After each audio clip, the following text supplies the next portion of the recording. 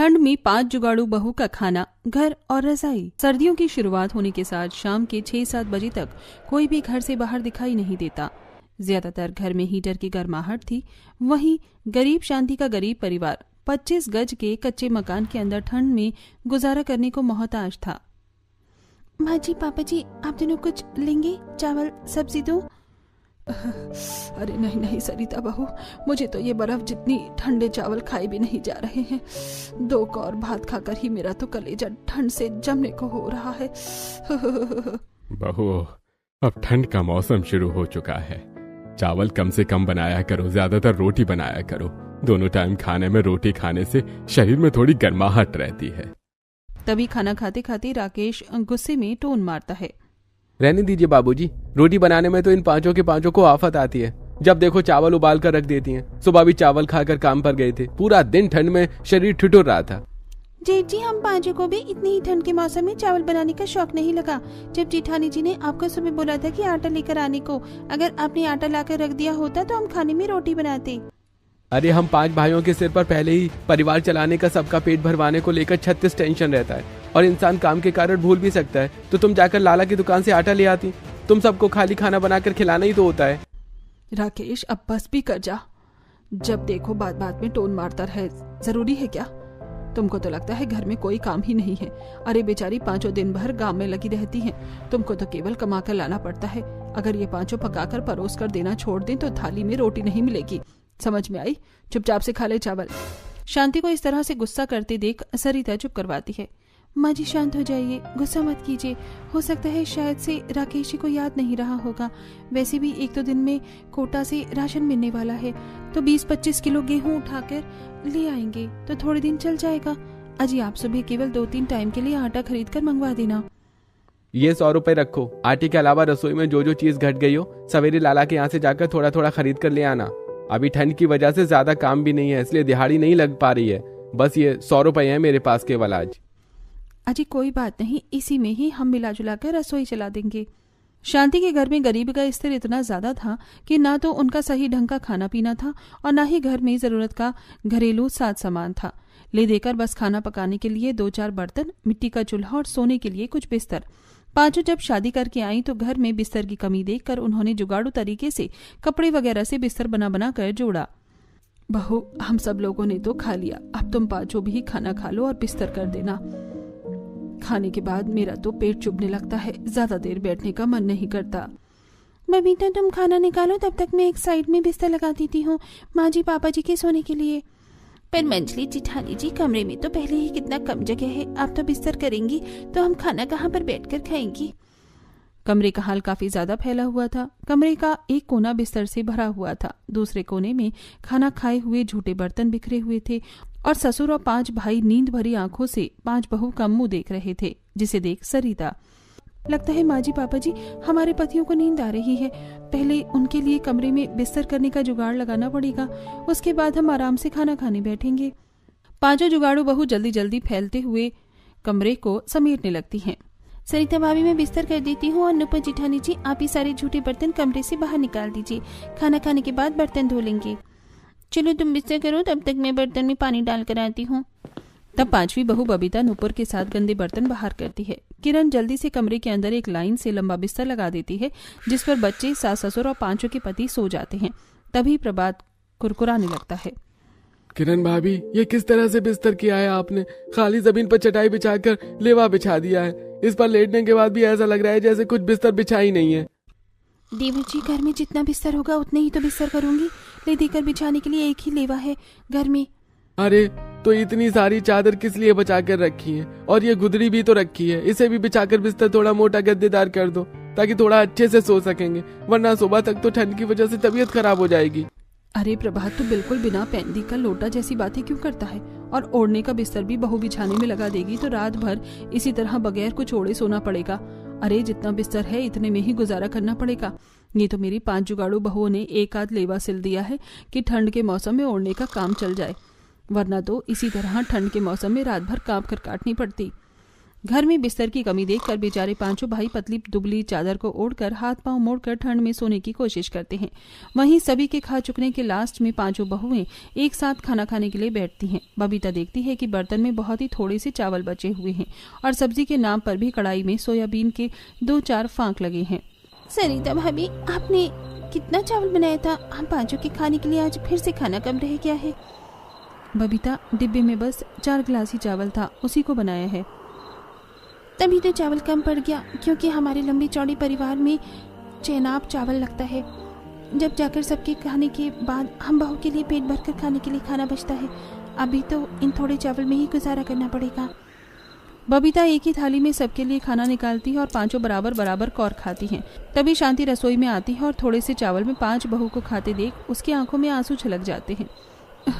सरिता बहू, बबीता बहू, किरण, नुपुर, आशा बहू, क्या बात है, भगोने में और भात नहीं पड़ा क्या जो तुम पांचों एक ही थाली में खा रही हो?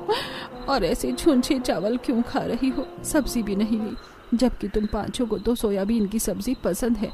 रुको, मैं सब्जी देती हूँ। शांति के रसोई की तरफ बढ़ती ही पांचों करीब जुगाड़ू बहू संकोच में आ जाती हैं। तभी आशा बात को संभालते हुए, माँ जी रहने दीजिए, हम में से किसी को सब्जी नहीं चाहिए। वो सब्जी में थोड़ा मसाला ज्यादा डल गया है ना, इसलिए देखकर खाने का मन नहीं है। आशा बहू, तुझको तो ठीक तरीके से झूठ बोला भी नहीं आता। आज फिर से खाना खत्म हो गया है। जिस दिन से तुम पांचों शादी करके आई हो, खाली तुमको दुख देखने को ही मिला है। कभी तुमने सुख नहीं किया ससुराल का। पता नहीं भगवान कब मेरे घर के हालात अच्छे करेगा। तुम पांचों को इस तरह से पेट काट कर खाते देखकर मुझे बिल्कुल अच्छा नहीं लगता। माँ जी, एक बार हमारे पति अच्छे से कमाने लग जाए तो हम भी सही से खाएंगे। खाने के बाद बबीता किरण खुले आंगन में बर्तन धोती है। आसमान से ओस गिर रही है। बाल्टी का पानी तो बिल्कुल बर्फ जितना ठंडा हो गया है। मुझको तो पानी छूने में करंट लग रहा है। बर्तन खंगालने की हिम्मत नहीं है। खाना बनाने के बाद मैंने चूल्हा भी बुझा दिया था, वरना थोड़ा पानी चूल्हे पर गर्म कर लेते।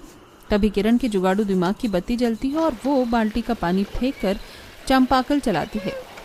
किरण, तुमने भरी बाल्टी का पानी क्यों फेंक दिया? बर्तन कैसे धुलेगा? जी जानी जी, मेरे दिमाग में बढ़िया जुगाड़ आया है, जिससे हमें ये बर्फ जितनी ठंडे पानी से बर्तन धोने की जरूरत नहीं, बल्कि गर्मा गर्म पानी से बर्तन धोएंगे। किरण काफी देर तक चंपाकल चलाती है। धीरे धीरे उसमें से गर्म पानी निकलने लगता है।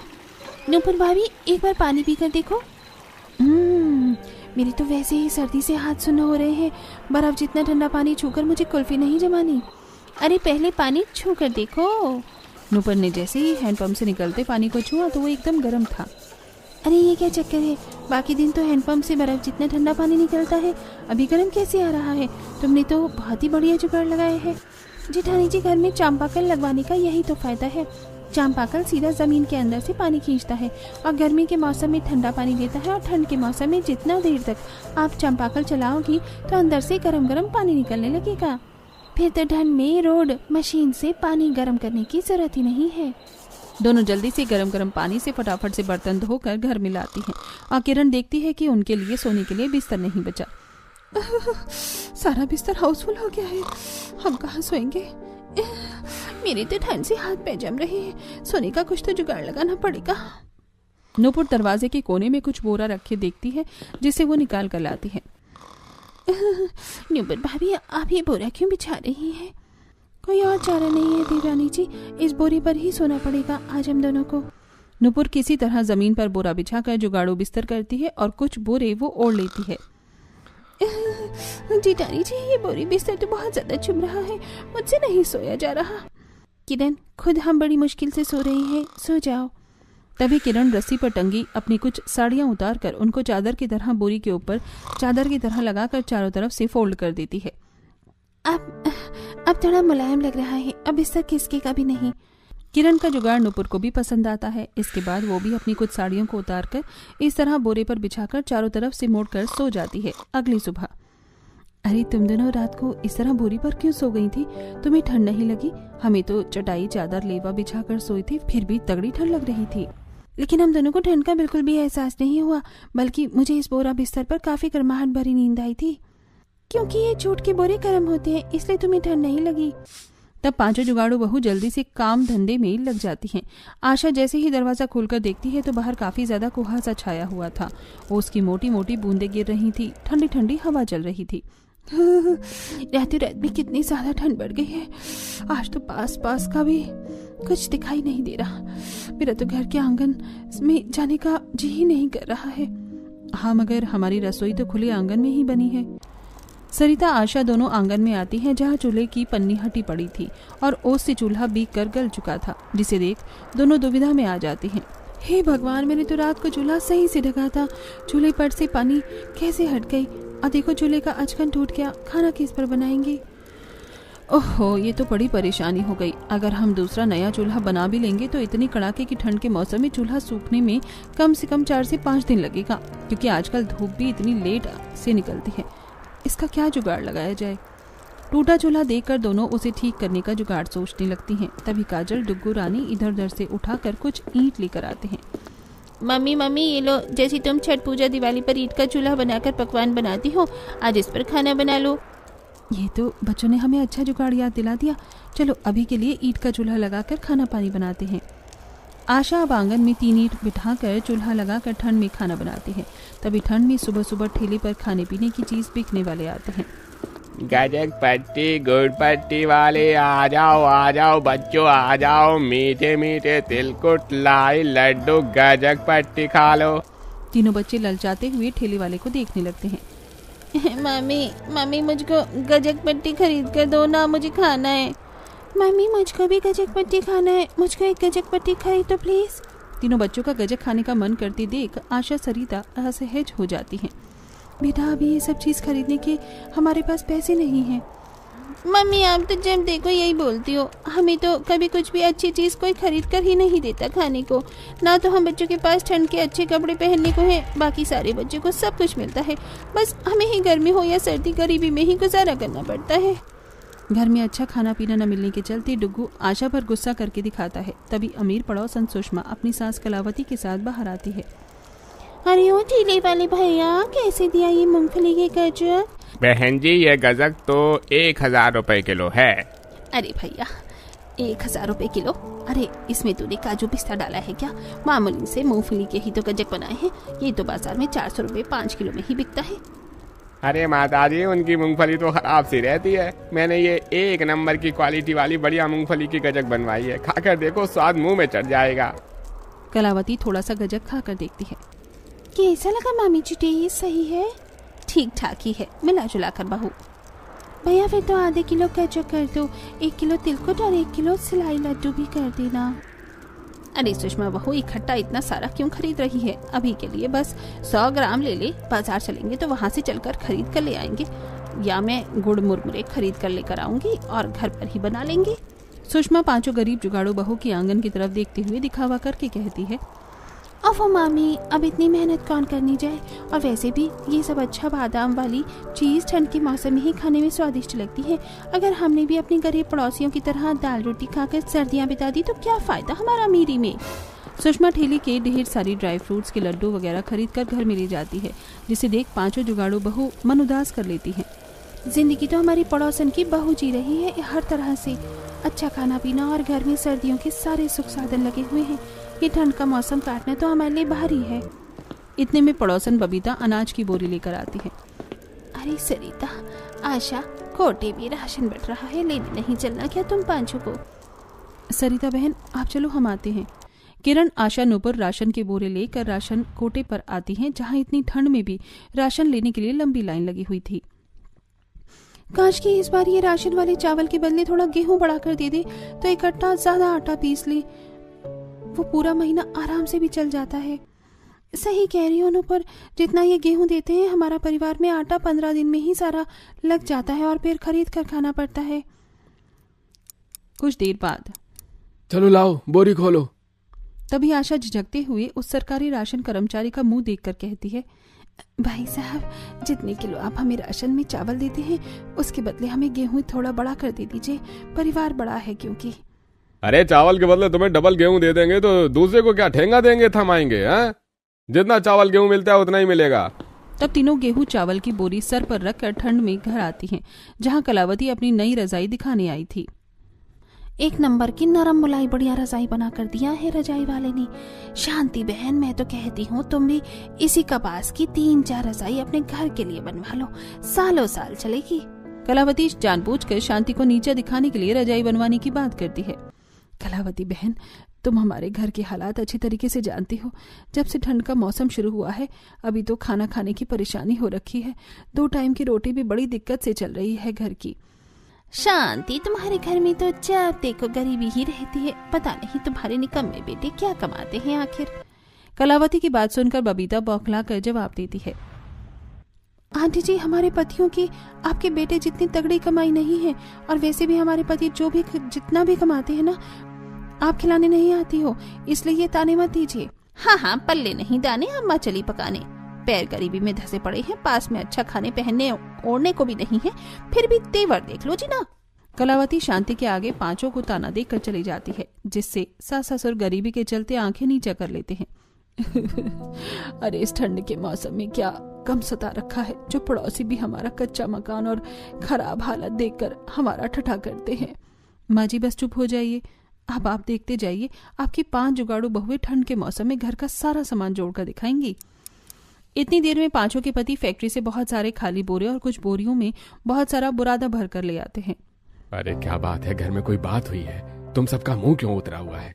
शांति, झूठ बोलते नहीं बेटा, सब कुछ ठीक है। तुम पांचों गोदाम से जल्दी आ गए। माँ, आज बस गोदाम खाली करना था। वो गोदाम में कुछ खाली बोरियां और लकड़ी का बुरादा रखा था, तो हम आग तापने के लिए ले आए। उन बोरी और भूसों को देखकर सरिता के दिमाग में गर्म बिस्तर बनाने का जुगाड़ आता है। ये बोरी बड़े काम के हैं, हम चाहें तो इसमें से ये भूसा भर कर बिस्तर बना सकते हैं। तुमने तो बहुत ही अच्छा जुगाड़ लगाया है। घरेलू कामकाज खत्म करके पांचों जूट की बोरों को काट काट कर उन्हें बड़ी सुई से जोड़कर रजाई जितना बड़ा कवर बनाकर तैयार कर लेती हैं। कवर तो बन गया, अब हमें इसके अंदर बिल्कुल बराबर लकड़ी का बुरादा भरना है, ताकि गद्दी बिल्कुल बराबर बन सके। अब पांचों लकड़ी के सारे बुरादे को उसके अंदर भरकर सिल देती हैं, जो कि छूने में काफी मुलायम और गर्म था। आखिरकार हमने अपने जुगाड़ू तरह से सोने के लिए गर्म गद्दी बना लिए, लेकिन ये थोड़ा उबड़ खाबड़ हो गया है। मम्मी, हमारे पास एक अच्छा जुगाड़ है जिससे ये गड्ढा बिल्कुल बराबर हो जाएगा। अच्छा, तो फिर करके दिखाना। तीनों बच्चे गद्दे पर चढ़कर कूदने लगते हैं, जिससे वो बिल्कुल बराबर हो जाता है और पूरा परिवार रात में उसे गर्म गद्दे पर ही सोता है। क्या बात है, तुम पांचों की जुगाड़ का जवाब नहीं, बोरी और भूसे से इतना टिकाऊ गद्दा बनाया है। अरे मुझे तो इस नरम गरम गद्दे पर सोकर अच्छा लग रहा है। सभी आराम से ठंड में गर्माहट में सो जाते हैं। इसी तरह 2-4 दिन गुजर जाते हैं। आज कितने दिनों बाद थोड़ी कड़क धूप निकली है। आज ये गेहूं चावल दोनों साफ करके धोकर सूखने के लिए डाल देते हैं। बहू, ये चावल तो रहने दो, ठंड के मौसम में ये कच्चा चावल खाने से तन बदन में दर्द बढ़ जाता है। मगर माँ जी, अभी तो 3-4 महीने ठंड रहेगी, ऐसे तो चावल रखे हुए खोखले और खराब हो जाएंगे। थोड़ा थोड़ा बनाकर इस्तेमाल कर लेंगे। तभी कोटे से मिले चावल को देखकर आशा के जुगाड़ू दिमाग में एक आइडिया आता है। मेरे दिमाग में बहुत ही बढ़िया जुगाड़ आया है। इस कच्चे चावल का चावल बनाकर खाने से अच्छा है हम चाहे तो इसे कुकर चिड़वा बनाकर रख सकते हैं, और थोड़े चावल को भूनकर मुरमुरा भी बना सकते हैं, जिससे हम बच्चों के लिए गुड़ के लड्डू बना देंगे। सभी को आशा का जुगाड़ू आइडिया काफी पसंद आता है। आशा बहू, ये तुमने बहुत ही अच्छा जुगाड़ लगाया है, बच्चों का भी गुड़ के लड्डू खाने का मन है। किरण चटाई बिछाकर चावल को धूप में सूखने के लिए छोड़ देती है। अगले 2 दिन 2 बहुएं चावल को ओखली में कूटकर उनसे चूरा बनाती हैं, और बाकी 3 बहू उस चावल को मिट्टी के मटके में भूनकर मुरमुरा बनाती हैं। वैसे इस कच्चे चावल का मुरमुरा कितना खिला खिला फूट रहा है। पता ही यही मुरमुरा ठंड के चलते बाजार में 20 रुपए पाव बिक रहा है। और देखो, हमने अपने जुगाड़ से घर बैठे बैठे ही मुरमुरा बना लिया, इसलिए तो हम जुगाड़ू हुए हैं। इतनी देर में शांति दुकान से काफी सारा गुड़ खरीद कर ले आती है। आज तो बिल्कुल शरीर पिघलने वाली पानी की तरह ठंडी हवा चल रही है। बहु, मुरमुरा भुन गया हो तो हटो में चूल्हे में आग बैठाकर चाशनी बना देती हूँ। शांति जल्दी से चूल्हे पर कढ़ाई रखकर चाशनी बनाती है। वहीं तीनों जुगाड़ू बहू जल्दी जल्दी चूरा और मुरमुरा के लड्डू बना देती हैं। तभी 2 घर छोड़कर रहने वाली शारदा उनके घर आती है। क्या बात है बहू, गुड़ के लड्डू बनाए जा रहे हैं, बड़ी अच्छी महक आ रही है। लीजिए ना आंटी जी, आप भी खाकर देखिए। शारदा जैसे लड्डू चखती है तो उसे काफी स्वादिष्ट लगते हैं। अरे वाह वाह बहू, तुमने तो बहुत ही करारा खस्ता लड्डू बनाए हैं। ठंड में ऐसे लड्डू नाश्ते में खाने को मिल जाए तो मजा ही आ जाए। मेरे लिए भी तुम 2-4 किलो लड्डू बना दोगी? जो सामान और लागत लगेगी मैं दे दूंगी। हाँ हाँ, क्यों नहीं आंटी जी, हम बना देंगे। अरे देखो, जिस काम के लिए आई थी मैं तो बातों बातों में भूल ही गई। वो इस बार मैंने अपने खेत में सब्जी लगवा रखा है, सारी सब्जी पककर तोड़ने के लिए तैयार है, तुम तोड़ दोगी? जी जी आंटी जी, हम कर देंगे। अगले ही दिन पांचों जुगाड़ू बहू सुबह सुबह जल्दी खाना पीना बनाकर ठंड में सब्जी तोड़ने पहुंच जाती हैं। तभी किरण सब्जी की क्यारी में काफी ज्यादा साग उगा देखती है। जरा देखो, इन सब्जियों के साथ कितना ताज़ा बढ़िया राय और बथुआ हुआ है। शारदा आंटी, अगर आपको ये साग की जरूरत नहीं है तो हम तोड़ कर ले जाएं। अरे बिल्कुल ले जाना बहू, तुम पांचों जो साग बनाती खाती हो। अब 3 जुगाड़ू बहू खेत की सब्जी तोड़ती हैं और 2 बहू क्यारी में लगे साग को खोटने लगती हैं। देखते देखते शाम हो जाती है। बहू देखो, ठंड बढ़ रही है, बाकी की सब्जियां कल आकर तोड़ लेना। बाकी मैंने बगल वाला खेत भी बटाई दे रखा है, इस बार उनमें कपास लगवाया है तो उसकी फसल भी तुमसे ही तोड़वाऊंगी। ये सुनकर पांचों काफी ज्यादा खुश हो जाती हैं और घर आकर चूल्हे की साग बनाकर ठंड में सबको खिलाती हैं। वाह बहू, जीती रहो। अरे तुम बाचों ने बड़ा ही स्वाद साग बनाया है, बस साथ में मक्के की चूल्हे की रोटी मिल जाती तो मजा आ जाता। सच में मम्मी, आपने बहुत ही यम्मी यम्मी साग बनाया है। मैं तो कहता हूँ आप ठंड में साग रोटी बनाकर बेचो। डुगू साग खाते हुए पांचों की भर भर कर तारीफ करता है, क्योंकि जुगाड़ू बहुएं बहुत ही जायकेदार साग रोटी बनाती थी। घर कच्चा होने के चलते दीवारों के दरार से ठंड बर्फ जैसी ठंडी हवा अंदर घुस रही थी, जिससे खाना तुरंत ठंडा हो जाता है और सब थर थर कांपते हुए खाना खाते हैं। इस ठंड के मौसम में इस कच्चे कमरे में रहना खुले छत के नीचे रहने के बराबर है। विनोद बेटा, थोड़े पैसे करके घर की दीवारों को ठीक करवा दे। माँ, ठंड के चलते हमारा काम लगभग ठप पड़ गया है, थोड़े दिन रुक जाओ फिर करवा देंगे। अरे ये तो तुम पिछले 2-3 सालों से बोल रहे हो, पता नहीं क्या कमाई कर रहे हो तुम कि घर की एक दीवार सही नहीं करवाई गई। अब तक पैसे नहीं है तुम्हारे पास। कमरे की हालत बिल्कुल कच्ची खराब होने के चलते कमरे के अंदर काफी ज्यादा ठंड भरी रहती है, जिसके चलते सुबह तक शांति को तेज बुखार चढ़ जाता है। पांचों जुगाड़ू बहुएं उसे खाना खिलाकर दवाई देकर खेत में कपास तोड़ने आती हैं। देखो, मैं तुम्हें कपास तोड़ाई के ज्यादा पैसे तो नहीं दे सकता, प्रति किलो कपास तोड़ने पर 5 रुपए मिलेगा। लेकिन आप तो काफी ज्यादा कम पैसे दे रहे हैं। कपास की ढेरी तोड़ने में ज्यादा समय लगता है और ठंड का मौसम भी है। मैं केवल इतना ही दे सकता हूँ, तुम्हें सही लगे तो कर लो। पांचों आपस में थोड़ा सोच विचार करती हैं। घर पर खाली बैठने से अच्छा थोड़े पैसे तो आएंगे। तुम लोगों ने देखा ना, रजाई बनाने के लिए माँ जी की तबीयत खराब भी है। जो पैसे बनेंगे उससे हम एक गर्म कंबल तो खरीद कर ले आएंगे। ठंड में घर की दया नहीं है, स्थिति के चलते अब पांचों कम पैसों में भी ठंड में कपास तोड़ती हैं। आसमान से ओस गिर रही थी और ठंडी ठंडी हवा चल रही थी, जिससे उनके हाथ बार बार लाल पड़ जाते हैं। लगभग 3-4 दिन वो कड़कड़ाती ठंड में कपास तोड़ती हैं। ये लो, मैंने तुम पांचों का 5 दिन का हिसाब कर दिया है। ये रहे तुम्हारे 700 रुपए। बहुत बहुत शुक्रिया भाई साहब। ठंड के मौसम में ये 700 रुपये भी हमारे लिए बहुत ही बड़ा सहारा है। तभी नुपुर खेत में 2 अलग जगह कपास देखकर पूछती है, भाई साहब, आपने ये कपास को अलग अलग क्यों रखा हुआ है? अरे वो वाला कपास खराब है, उसकी रजाई बढ़िया नहीं बनेगी, इसलिए उसको अलग कर रखा है। भाई साहब, अगर ये खराब वाला कपास आपके काम का नहीं है तो क्या हम ले जा सकते हैं? हाँ हाँ, ले जाओ, वैसे भी मुझे इस खेत को खाली करना है। अब पांचों उस कपास को अपने साथ घर ले आती हैं और रजाई बनाने के लिए बाजार से एक ही कलर के 2 कपड़े, वो भी बड़े साइज के चादर खरीद कर लाती हैं और उन खराब कपास को पीट पीट कर उनको अलग अलग करके उससे बहुत ही बढ़िया गर्म रजाई बना लेती हैं, जिससे पड़ोसन आंखें जमा कर तारीफ करती हैं। देखो तो, एक से बढ़कर एक जुगाड़ू बहू पाई है शांति ने। इस ठंड के मौसम में बगैर पैसों के घर गृहस्थी का सारा सामान जोड़ कर रख दिया है इन्होंने। अपनी जुगाड़ू बहू की बड़ाई सुनकर शांति की आंखों में खुशी के आंसू आ जाते हैं। बहू, आज मुझे भगवान से कोई गिला शिकवा नहीं। भगवान ने मुझे भले ही गरीबी दिखाई, लेकिन गरीबी के साथ उसने मुझे 5-5 हीरे जैसी बहू दी है, जिन्होंने गरीब से गरीब स्थिति में भी मेरे बेटों की अल्प कमाई में भी गुजारा किया और आज देखो सारी चीजें जोड़ ली। माँ जी, इस घर की बहू होने के नाते ये तो हमारा फर्ज था। हमारे परिवार को भी ठंड के मौसम में बगैर रजाई के नहीं सोना पड़ेगा। उस दिन पूरा परिवार पांचों जुगाड़ू बहू की बनाई गर्म रजाई में सोता है, लेकिन उनके कच्चे कमरे की दीवारों से ठंडी ठंडी हवा साए साए करके घुस रही थी। मम्मी, मुझको जोर की ठंड लग रही है।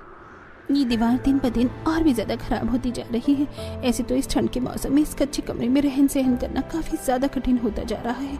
इसका कोई जुगाड़ लगाना पड़ेगा। कमरे की कच्ची हालत के चलते सब कमरे में ठंडक भरी होने के चलते सही तरीके से सो भी नहीं पाते। अगले दिन पांचों जुगाड़ू बहुएं सर पर टोकरी लेकर कटाई हो चुके खेतों में आती हैं। कुछ खेतों में गाय बैठी हुई थी और कुछ खेतों में यूं ही अनाजों की भूसी पड़ी थी। गोबर और भूसी को टोकरी में भरकर पांचों घर आती हैं। अरे बहू, तुम पाँचों इतनी ठंड में सुबह सुबह कहाँ चली गई थी? अभी तक चौखट चूल्हा भी नहीं लीपा। माँ जी खेत गए हुए थे गोबर और भूसा लेकर आने। अरे मगर बहू, इस गोबर भूसे का क्या करना है? चूल्हा बनाओगी क्या? माँ जी आप बस देखते जाइए, हम इसका क्या जुगाड़ लगाते हैं। कुछ ही देर में आशा सरिता गोबर और मिट्टी डालकर उसका गाढ़ा सा घोल बनाती है और जहां जहां दीवारों में छेद हो रखे थे उसे अच्छे तरीके से भरकर उसको सूखे भूसे से पोत देती हैं। वहीं छत वाले पोर्शन पर जूट की बोरियां रखकर चारों तरफ ईंट रख देती हैं, जिससे अब उनका घर ठंड में गर्माहट से भर जाता है। माँ जी, बाबूजी, अब घर में थोड़ी गर्माहट लग रही है। अरे बहू, तुम पांचों का किया गया जुगाड़ आज तक कभी फेल हुआ है जो होगा। ऐसा लग रहा है जैसे घर में हीटर चल रहा हो। अब गर्माहट में अच्छे से नींद तो आएगी।